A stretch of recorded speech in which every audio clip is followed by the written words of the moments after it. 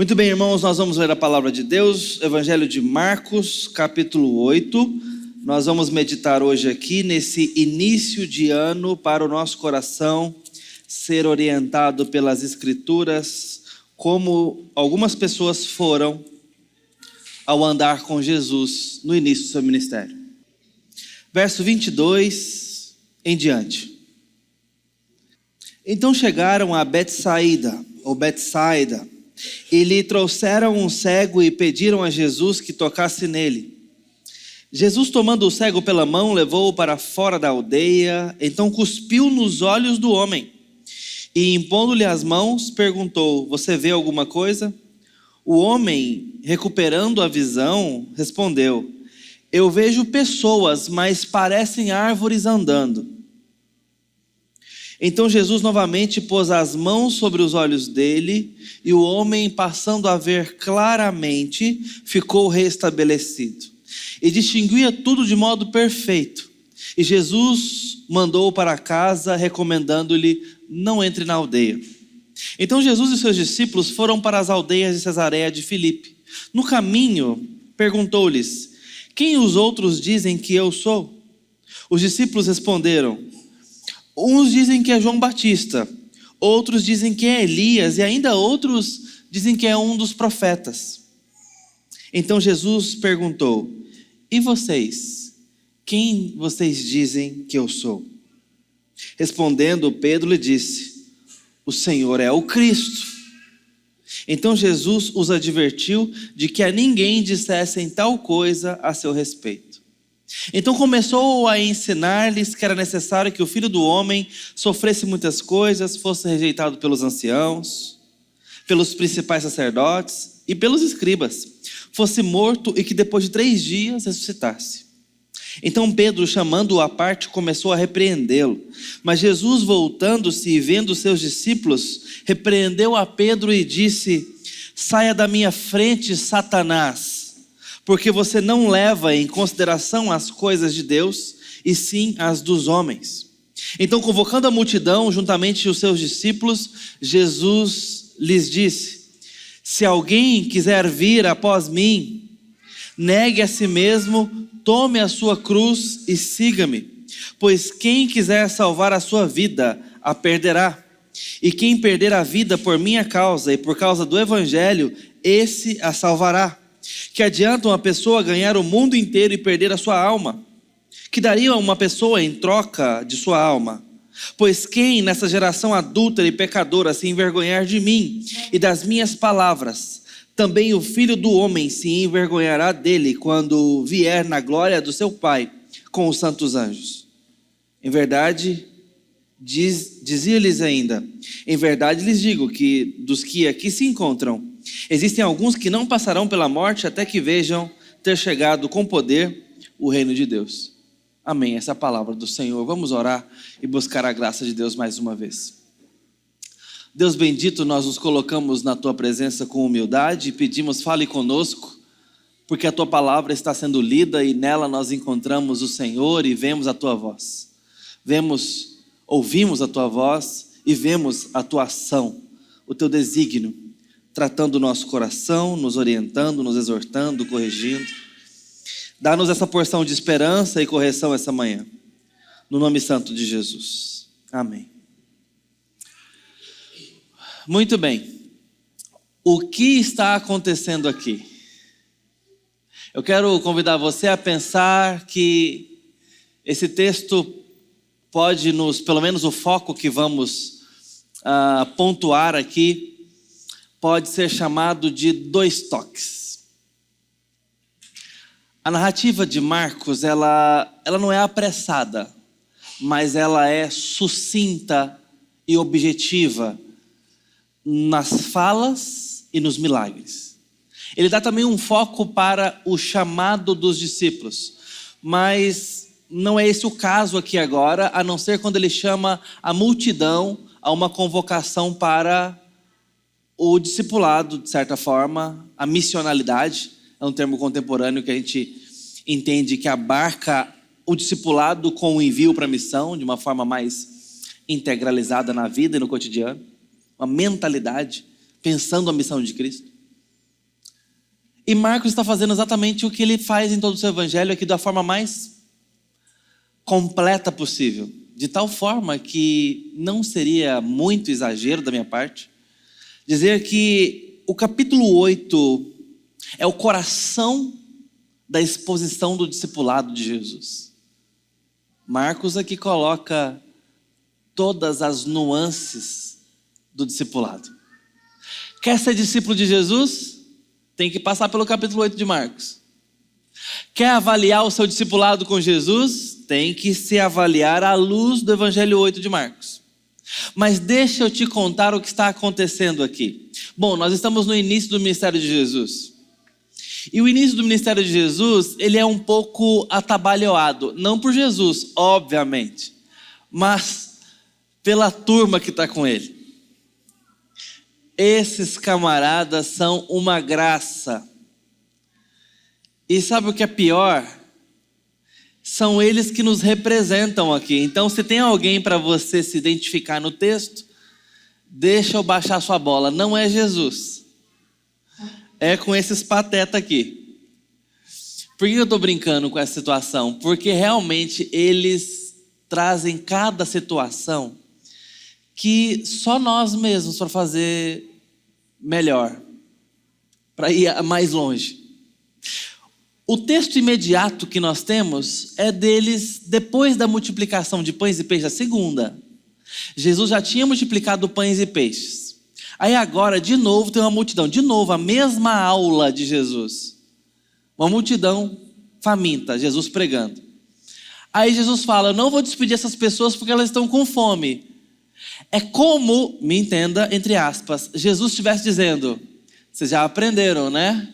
Então vamos agora ver de novo, hein? Gente, tem um monte de gente com fome, eu não posso mandar eles embora. O que a gente faz agora? Aí eles perguntam, Senhor, de onde poderemos alimentá-los nesse deserto? Aí Jesus, eu estou dizendo isso porque Jesus vai fazer certas perguntas daqui a pouquinho para eles que quase soa uma impaciência, dizendo, vocês não enxergam, não? Jesus diz literalmente, tem olhos e não vê? Tem ouvidos e não escuta? Vocês estão com o coração, a mente endurecida? Não entra nada aí? Ou seja, vocês não estão aprendendo? E qual foi o contexto dessas perguntas provocativas de Jesus? Foi no contexto em que depois da multiplicação de pães e peixes, que Jesus faz de novo e entrega na mão dos discípulos, fala, vai alimentar o povo. Eu estou aqui, eu vou dar comida, eu posso fazer o impossível. Aí eles entram num barco e vão para as regiões de Cesareia de Filipe, onde nós lemos o nosso texto. No caminho, esses homens se esqueceram de levar comida, depois de recolherem vários cestos cheios que sobraram de comida, pão e peixe. Eles simplesmente se esqueceram de levar comida. E estão no barco com um pedaço de pão. Entendeu o que eu chamei de atabalhoado? Não foi só o Pedro que esqueceu. Foram todos que se esqueceram, pensando sei lá no quê. Esqueceram de levar comida. E aí Jesus está pregando no barquinho, falando sobre o fermento de Herodes, falando de coisa grande, falando de problemas sérios, espiritualmente históricos. E enquanto Jesus prega, eles estão se acotovelando e cochichando, olhando aquele pedaço de pão no meio do barco, pensando, não vai dar. Não vai dar. Olha o tamanho do Pedro. Olha o tamanho do pão. Era um pedaço de pão para eles dividirem para todos. E não sei se eles estavam com fome, acredito que não. Mas eles estavam preocupados, porque o pão era pouco. E não estavam escutando Jesus. Aqui você começa a se colocar no lugar dele, porque eu me começo a me colocar no lugar desses discípulos. Eu começo a me colocar nesse assento da história, a receber as palavras de Jesus como sendo para mim nesse evangelho. Porque muitas vezes eu estou fazendo precisamente a mesma coisa. Eu me esqueço do que Jesus já fez e acho que agora essa dificuldade pegou ele de surpresa e não tenho a mesma fé que tive que ter ontem. Eu não provisiono para o futuro e na minha própria desorganização deixo de escutar Jesus para me apegar ao pouco que eu provisionei. Eu me desorganizo financeiramente, eu me desorganizo na saúde, eu me desorganizo na rotina, nos prazos. E vou agora tentando remendar com fita adesiva o meu cotidiano e até o coração, enquanto Jesus está falando verdades completamente transformadoras a mim. E eu deixo de escutar porque eu estou preocupado com o cotidiano, com o troco na carteira, ou na conta bancária, ou no coração, ou na família. E muitos desses problemas são por conta da minha própria negligência. Aí eu negligencio para a vida e negligencio a vida, entende? É o que esses homens fazem. Mas vamos dar um desconto.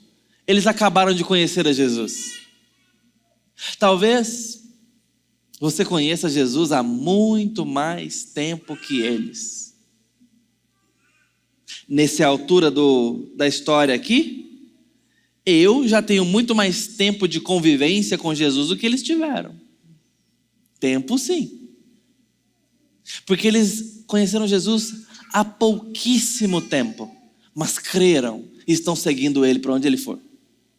Ok? É isso que está acontecendo. Muito bem. São esses os amigos de Jesus, são esses seus discípulos, e Jesus é Jesus.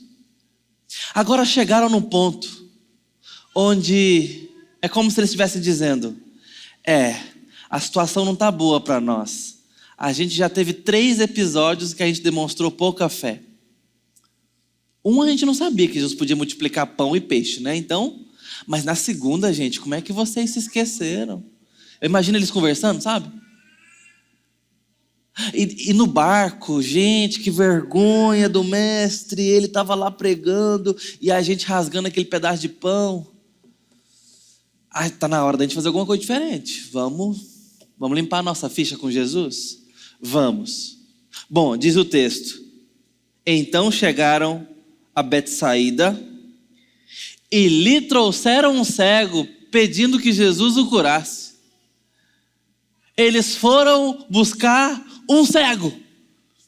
Gente, não tem ninguém aí com fome, um coxo? Cadê os surdos da cidade? Não adianta gritar. Deixa eu ver, cadê os cegos? Vamos procurar. Acharam o cego. Você quer ser curado? Tem um que pode curar e a gente crê. Vou te levar lá. Levaram para Jesus os cegos, dizendo: Senhor, nós cremos que o Senhor tudo pode. Nunca duvidamos. Cura ele. E é verdade, é sincero, eles creem. E eles querem demonstrar para Jesus que eles aprenderam que Jesus pode e eles não vão duvidar mais. E trouxeram a Jesus um cego.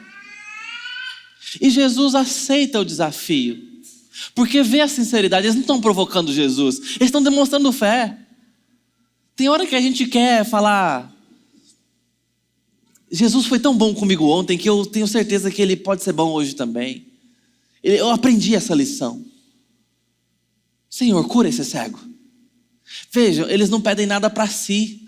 Gente, Jesus pode multiplicar pão e peixe. Será que ele pode multiplicar nossas moedas? Eles não fazem isso, eles amam a Jesus, eles estão aprendendo com o mestre. Eles estão aprendendo. É devagar, é atabalhoado, mas eles estão aprendendo com Jesus. O coração está no lugar certo, eles creem de verdade.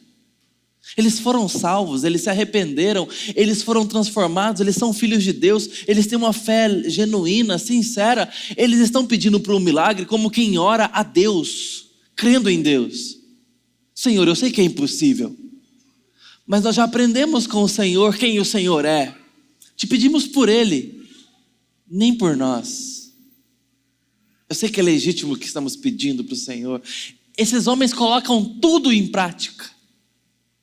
Você tem colocado em prática tudo que aprendeu de Jesus ontem? No ano passado, você aprendeu certas lições da cruz, do Evangelho? Você conheceu alguma coisa nova em Deus? Ou se lembrou de tantas verdades? Vai colocar em prática esse ano? Já está colocando? Esses homens colocam em prática o que aprenderam nos episódios passados. Por isso eu os relembrei. E Jesus diz, sim, eu vou curá-lo. E o que vai acontecer aqui envolve 2 toques. Jesus faz algo peculiar, como em todo milagre. Diz o texto, tomando o cego pela mão, levou-o para fora da aldeia, isso é importante. Olha o que ele vai fazer com o cego. Crianças, estão me ouvindo ainda? Olha o que Jesus faz com o cego. Presta bem atenção e não repita em casa, ok? Leva ele para fora, cuspiu nos olhos do homem e impondo a mão perguntou, está vendo alguma coisa? Respondeu ele, baba. Não foi isso que ele respondeu. Veja, Jesus faz os milagres de forma peculiar. Alguém já disse que isso seria para não sugerir modelo. E nós somos muito apegados a modelos, a práticas e a metodologias. A gente certamente replicaria se Jesus fizesse da mesma forma todas as vezes. Mas nesse caso, Jesus está trazendo um resultado que não é peculiar nas mãos dele. Ele já fez isso outras vezes, fará outras vezes. Ele põe a mão no cego e pergunta, está vendo? Primeiro toque. Esquece a cuspidela, esse não é o foco. Como eu disse, cada milagre é de um jeito. Tem um que ele põe barro, tem um que é de longe. Isso não importa. O primeiro toque faz com que o cego comece a enxergar. Você já imaginou Jesus tocar em alguém que está doente e essa pessoa se levantar curada? Já imaginou essa cena? Tem alguém que você gostaria que Jesus desse esse primeiro toque? Nós estamos orando agora pelo pai do reverendo Renan, está na UTI. Semana passada ele foi interno e agora, mais uma vez, ele volta a internação, e dessa vez para a UTI. Foi internado no domingo passado, recebeu alta e agora está na UTI. A situação é grave, mas ele tem dado sinais de melhora todas as vezes. Agora cedo, o pastor Renan ia pegar o boletim da manhã para nos dar notícia. É uma pessoa que nós estamos orando, dentre outras. Nós temos pessoas que gostaríamos que Jesus colocasse a mão, tocasse. Pode ser até com cuspe, não tem problema. Crianças, tem alguém que você gostaria que Jesus curasse essa manhã? Que ele tocasse? Tem alguém enfermo? Tem alguém doente? Tem alguém passando uma situação muito difícil? Tem alguma causa impossível? Quando Jesus toca, ele pode fazer algo diferente. E diz o texto que ele passa a ver. Nessa semana, nós tivemos a primeira reversão de cegueira por células-tronco. Bom, a notícia é essa semana, não sei se foi essa semana que o fato ocorreu. É algo maravilhoso. Consegue imaginar a pessoa numa completa escuridão, saindo da escuridão para ver a luz? A perda de qualquer sentido deve ser terrível. Mas parece que os olhos é particularmente mais sensível, né? Porque é a janela para a gente ver o mundo, para a gente perceber as coisas como elas são. As cores. Bom, essa é a minha perspectiva. Mas o homem diz que não enxerga perfeitamente. Olha o que eles viram. Prestem atenção, crianças. O cego não enxergava nada. Agora que Jesus tocou, ele passou a enxergar. Mas sabe o que ele está vendo? Gente parecendo árvore andando. Como assim? Está entendendo, Lia? Ele começa a ver homens como árvores andando. Eu não sei o que isso significa. Nessa versão Nova Almeida, e é uma boa versão de tradução bíblica, não é uma versão de paráfrase, nem tradução do inglês ou de outro idioma contemporâneo, é direto do hebraico. E do grego, como a Almeida Revista é atualizada, a Nova Almeida também se vale dos textos para traduzir. E nesse caso, ela diz: vejo homens semelhante a árvores, diz o texto. Homens que se parecem como árvore. Vejo pessoas, mas elas parecem árvores que andam. Ele entende que está vendo gente, mas também entende que elas estão diferentes. Não está perfeito. Homens e pessoas são árvores? Não. Parecem árvores? Também não. E Jesus toca uma segunda vez. Aqui a dúvida se ergue no ar. Por que Jesus teve que fazer 2 etapas para um mesmo milagre? Ele não faz isso de novo em lugar nenhum. É só para esse milagre ser diferente? Não. Tem processo, ele pergunta, eles conversam. A peculiaridade do milagre, a especialidade dele, já foi. Agora já é ensinamento. E eu sei que eu estou caminhando agora num terreno um pouco delicado, hermeneuticamente falando, mas eu quero arriscar uma possibilidade interpretativa para os irmãos. Os discípulos estão em volta e você se lembra da ocasião. O contexto aqui é discipular. O contexto é quanto aos discípulos.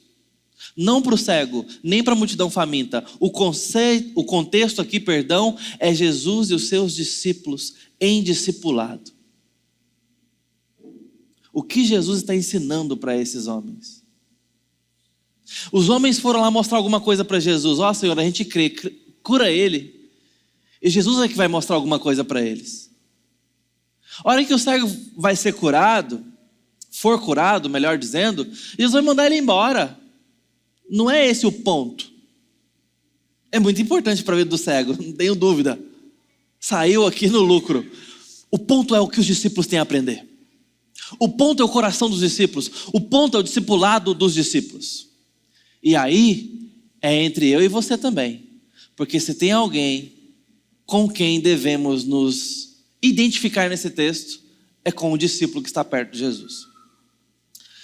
E é exatamente o que acontece aqui, porque Jesus o manda embora. Na sequência, Jesus quer continuar aquela aula. Então pergunta: quem o povo está falando que eu sou por aí? E eles começam a responder: Senhor, eu sei essa. Estão falando que você é Elias. Outros falaram até que é João Batista, viu? Tem gente falando que é João Batista. Senhor, tem alguém falando que você é algum dos profetas. Eu escutei isso por aí.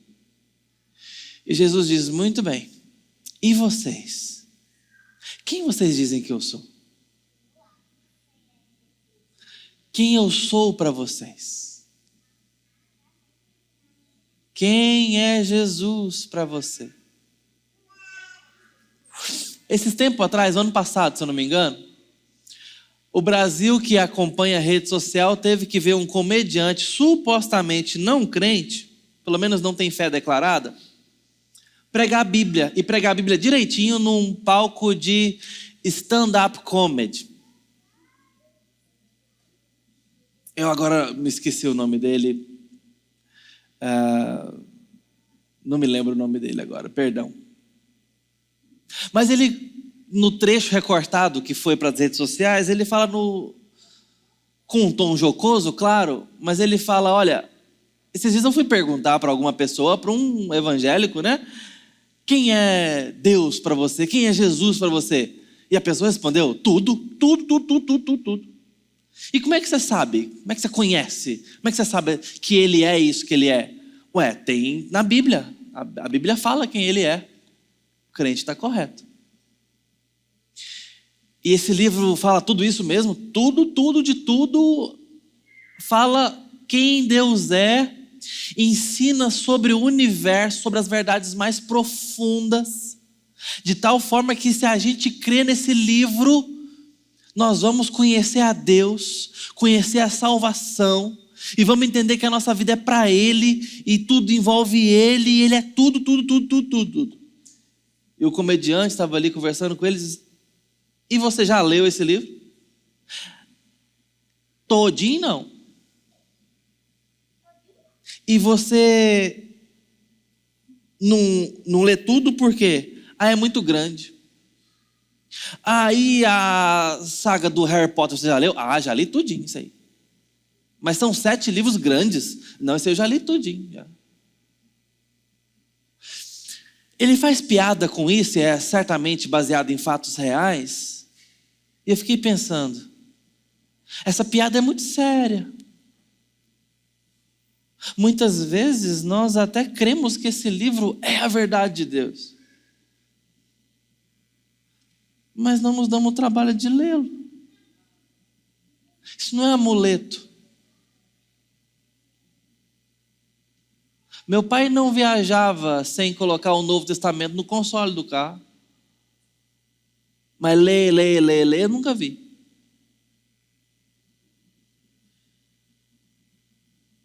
Triste memória. Pedro sabe quem é Cristo porque responde, tu és o Cristo. Nós conhecemos a Escritura. O Senhor é Jesus. Nós frequentamos a escola dominical, pastor? A gente sabe. Eu fui criado no Bueno Criança, eu aprendi quem é Jesus, Antigo e Novo Testamento.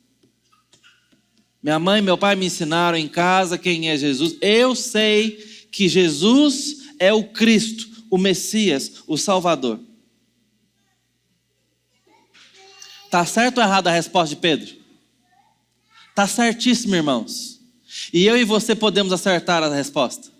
Podemos saber quem é Jesus. Eu estou pregando aqui, meu filho está falando aqui no retorno. É Jesus. Ele sabe também. Você sabe. Eu sei que você sabe. Quem é Jesus? Você tem uma boa resposta para isso. Mais ou menos elaborada, eu sei que se você está aqui, ou está ouvindo essa pregação, tem interesse suficiente para saber quem é Jesus. A pergunta que eu quero fazer é a pergunta que Jesus está fazendo na verdade. Será que sabe mesmo? Porque depois de responder corretamente, Jesus disse uma coisa para Pedro que me assusta. Não fala para ninguém. Porque nós podemos estar prontos para falar de Jesus de tal forma e conhecendo-o de tal maneira que Jesus nem quer que a gente fale para os outros. Porque nós vamos falar coisa errada. Você conhece o Filho de Deus ou só sabe quem Ele é? São coisas diferentes. E eu não estou perguntando se você foi salvo por Ele. Esses homens creram. O que está faltando aqui é profundidade e clareza no entendimento de quem é Jesus. Está faltando um segundo toque. Deixa eu voltar ao cego. E eu disse que esse era o ponto de risco hermenêutico, mas eu quero que você me escute com temor e seriedade. Esse homem é tocado uma primeira vez e passa a enxergar.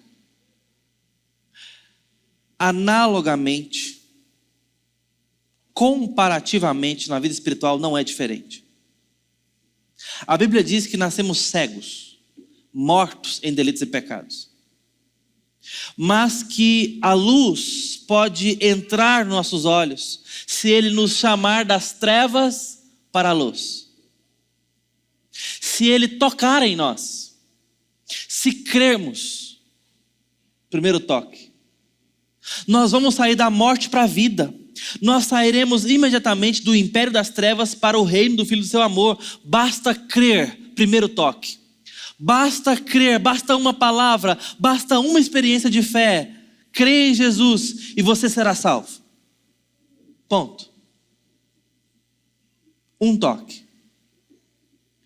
Mas a clareza, o discernimento, a maturidade, o conseguir ver as coisas como elas realmente são, distinguir com a vida como ela realmente é debaixo das luzes certas, enxergar homens não como árvores, mas como gente perfeita, isso envolve um segundo toque.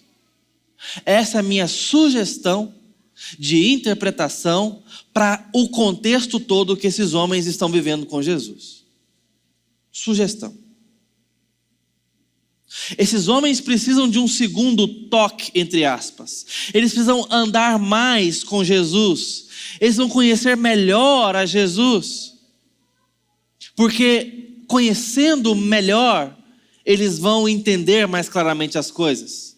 E a prova disso é que não basta crer para amadurecer. Não basta crer para discernir. Não basta crer para ser sábio.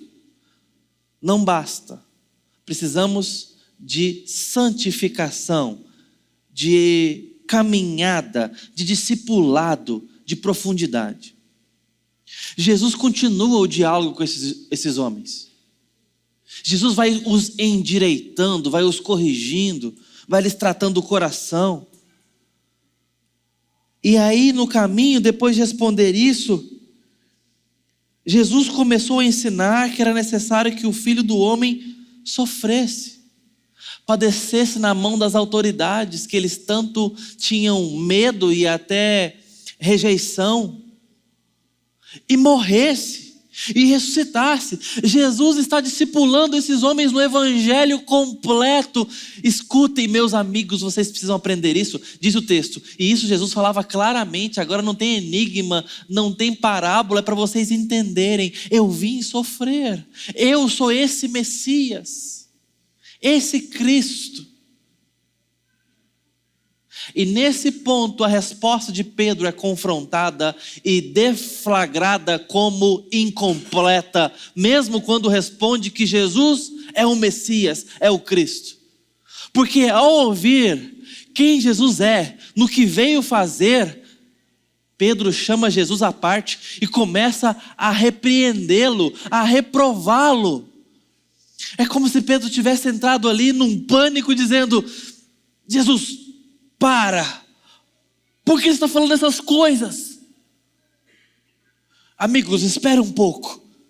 E chama Jesus à parte, talvez puxando-o pelo braço, dizendo: Senhor, que palavras são estas? O Senhor que nós aguardávamos veio para trazer o reino de Deus, para derrotar os nossos inimigos, para nos dar a terra, para nos tirar da vergonha, para derrubar Herodes, para humilhar a Babilônia, para pisar a cabeça da serpente ou do dragão. O Senhor falou que veio sofrer na mão dos escribas, dos sacerdotes. O Senhor é o sacerdote. Eu estou imaginando a repreensão de Pedro.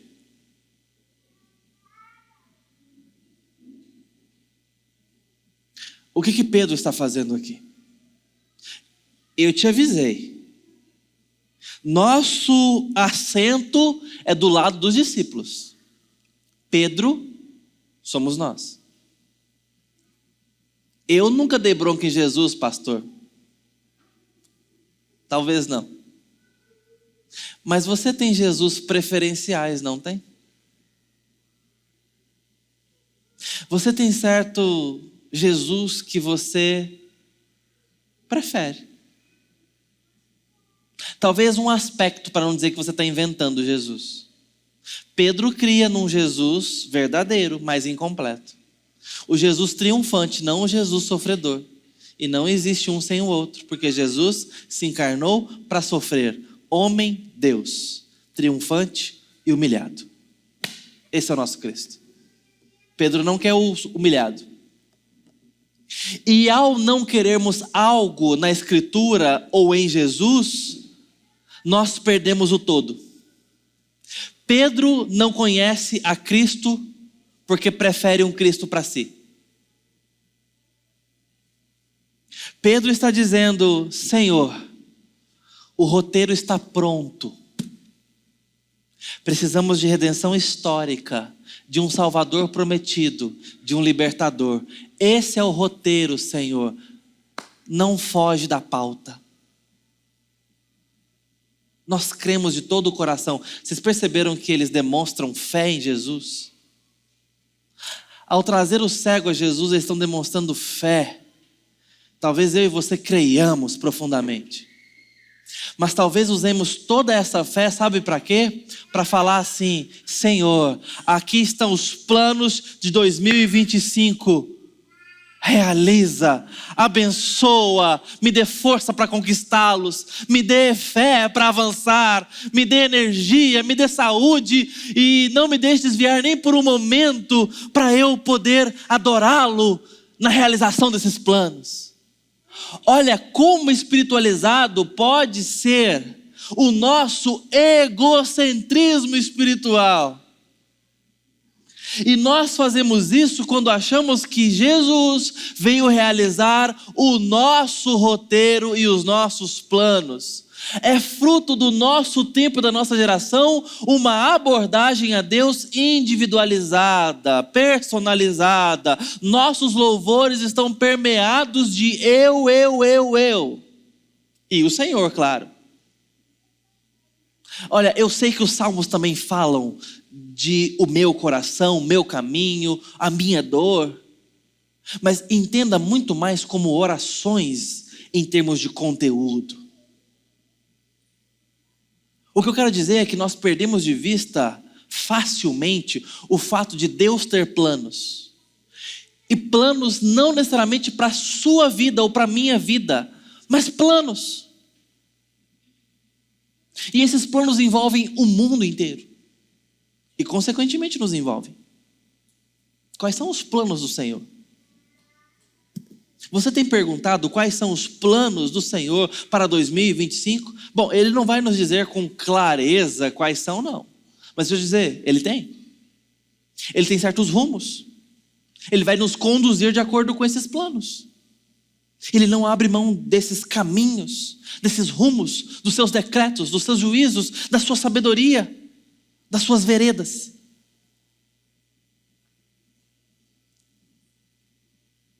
Tito, senta. Desculpa, irmãos. Ele não abre mão dos seus planos. Ele não abre mão do seu roteiro. Porque nós precisamos do seu roteiro. Jesus não fala nada para Pedro, mas chama-o de volta. Olha a multidão e fala: arreda-te, Satanás, porque você não tem interesse ou não cogitas as coisas de Deus. Você só se preocupa com as coisas dos homens. Perceba a repreensão de Jesus para Pedro.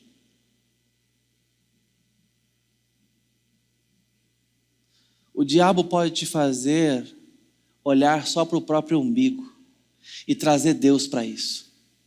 Espiritualizar o seu egoísmo. Espiritualizar a sua autoadoração sem perceber que é adoração. Porque você está envolvendo Deus no processo.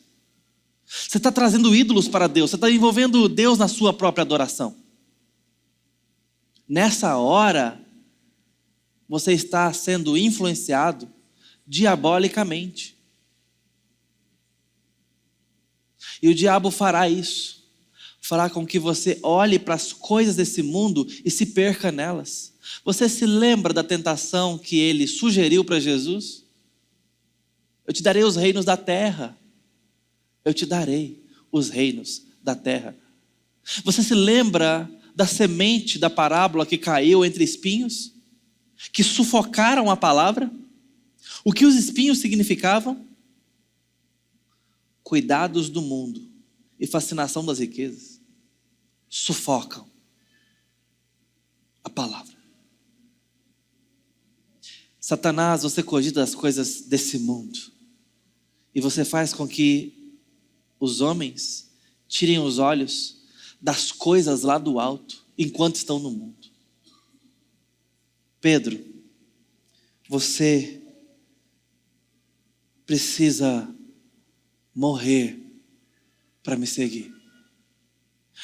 O texto que se segue é Jesus dizendo: vocês precisam morrer para esse mundo. Deixa eu te dar a agenda. Deixa eu rabiscar a sua. Deixa eu rasurar o seu planner 2025. Deixa eu pegar suas metas. Deixa eu anulá-las. Me dá acesso. Deixa eu escrever os planos, o roteiro. Deixa eu te falar dos meus sonhos, dos meus planos. Deixa Deus falar dos planos dele para você, para sua história. Sim, para sua história. Mas deixa ele também falar dos planos dele para a história. E que te envolvem. E que você pode fazer parte. Deus está trabalhando no cosmos. Está trabalhando na cidade. Está trabalhando no mundo. Não só você. E veja, você pode fazer parte dessa grande história. Desse grande plano. Precisamos de um senso de comunidade. De um senso de discipulado. Precisamos entender que o que ele veio fazer é cósmico. E nos chama para essa grande obra. Mas precisamos particularmente renunciar o nosso ego. A nossa vida autocentrada. Que não consegue enxergar Deus. Deus não é gênio da lâmpada. Ele não vem atender pedidos e desejos. Ele é Deus para ser adorado. Ele é amigo para ser relacionado. Ele é Espírito para nos influenciar. Ele está em sua palavra para nos dizer e falar conosco. É a esse relacionamento, é a essa profundidade que o segundo toque de Jesus nos chama. Discernimento, sabedoria, profundidade. É assim que nós vamos estar aptos para remir os dias de 2025. Fazer boas escolhas, tomar boas decisões. Levar cativo a Deus os nossos pensamentos. Entregar a Ele os nossos planos, mas não como quem traz Deus para um roteiro. Diz: aqui está o passo a passo. Mas para quem entrega a agenda nas mãos de Jesus e diz: escreve. Pastor, na prática, como que eu faço isso? Dependência. Você precisa depender de Deus e priorizar o seu reino nas suas escolhas. Mais Bíblia, mais oração, mais missão na sua vida, mais adoração. Prioritariamente. Assim nós vamos começar a entregar a agenda nas mãos de Deus. Quando o buscarmos em primeiro lugar, o seu reino e a sua justiça. Coloque Deus mais em primeiro lugar na sua história esse ano e você viverá mais do reino, mais de Deus. E verá Ele cuidando das suas necessidades mais fundamentais. Verá Ele sendo Deus na sua história. Verá as coisas mais maravilhosas que você pode ver nesse mundo. Porque Deus está onde Ele vai. Deus está onde Ele vai. E Ele está andando. A chamada do capítulo 8 de Marcos é para seguirmos a Jesus. Seguirmos a Jesus. Tome a sua cruz e siga-me. Use as suas redes sociais esse ano, se você as usa, para seguir a Jesus. Use o seu trabalho, se você o tem, para adorar a Jesus. Glorifique o nome dele. Glorifique o nome dele com a sua família, com seus filhos. Busque-o com tudo que tem. Segui-lo é ir aonde ele vai, pisar onde ele pisa, pensar o que ele pensa. E a Escritura nos dirá sobre essas coisas. Leia, creia, siga. Que Deus abençoe o seu ano e a sua vida, abençoando o seu discipulado, no nome santo de Jesus. Vamos orar. Ó Deus bendito, nos colocamos na Tua presença após meditarmos a Tua palavra, pedindo ao Senhor que discipule o nosso coração, dobre nossas paixões e nos perdoe de nossos pecados. Nos dê uma mente mais cativa à obediência de Jesus, nos faça crer de forma mais legítima e sincera. Ajuda-nos, ó Deus, socorre-nos na nossa incredulidade, perdoa o nosso egoísmo, nossa idolatria, nos ajude a Te amar de uma forma mais desimpedida. No nome de Jesus, no nome de Jesus. Amém.